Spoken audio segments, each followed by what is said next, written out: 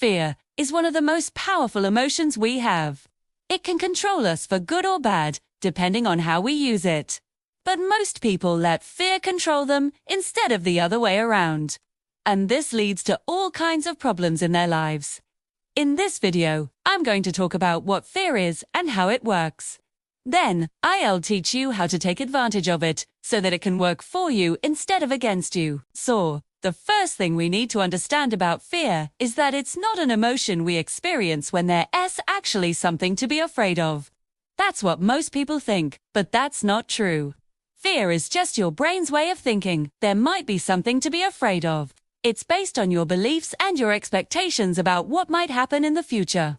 And those beliefs and expectations are stored in your subconscious mind.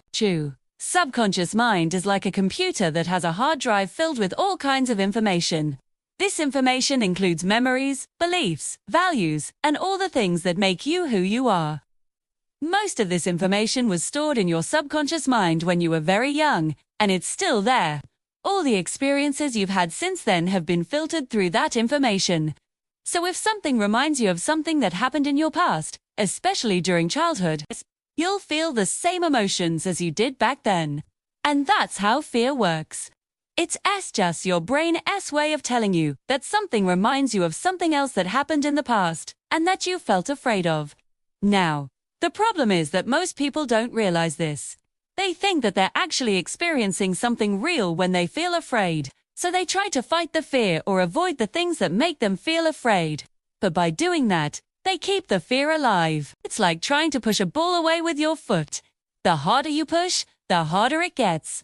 Instead, if you want to stop feeling afraid, you need to understand that it's just your brain's way of dealing with the situation. You need to realize that there's nothing really to be afraid of. And then you can let go of the fear. But here's the interesting thing.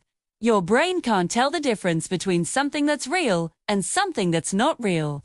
If you imagine yourself falling off a cliff, your brain will automatically start to produce adrenaline and other hormones that prepare your body to fight or flight. It doesn't matter if the situation is real or imagined. Your brain reacts the same way. So if you can use this to your advantage, you can make your brain do anything you want. How do I know this? Well, let me tell you a little story. A few years ago, I was helping out a friend of mine who was getting a divorce.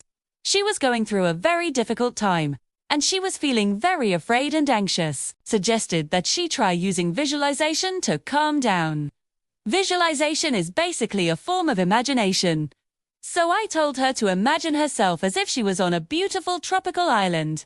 She could imagine the sound of the waves crashing on the shore, the warm sand between her toes, and the gentle breeze on her skin. Basically, I wanted her to imagine a place where she felt safe and at peace. At first, she was a little skeptical. She didn't think it would work.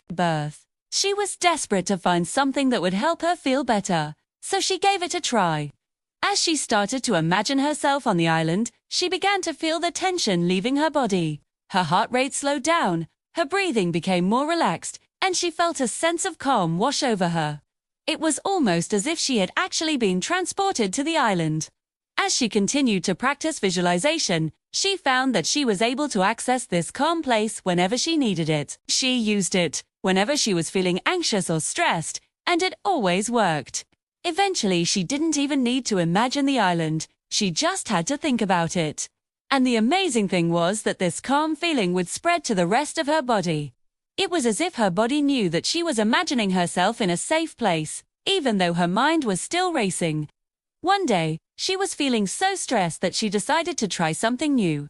She went to a quiet place where she wouldn't be interrupted. Then, she closed her eyes and imagined herself on the island. But this time she added a new element to the scene. She imagined herself talking to a group of friends, and she imagined their faces and their voices. As she continued to imagine the scene, she started to feel more and more at ease. The anxiety lifted and she felt a wave of happiness wash over her. From that day on, she made it a habit to imagine positive scenes whenever she was feeling down. She would imagine herself spending time with loved ones, enjoying her hobbies, or simply relaxing in peaceful surroundings, and it always worked. Now, why does this work? Why can imagining something make you feel better? Well, it's because your brain can tell the difference between something that's real and something that's imagined.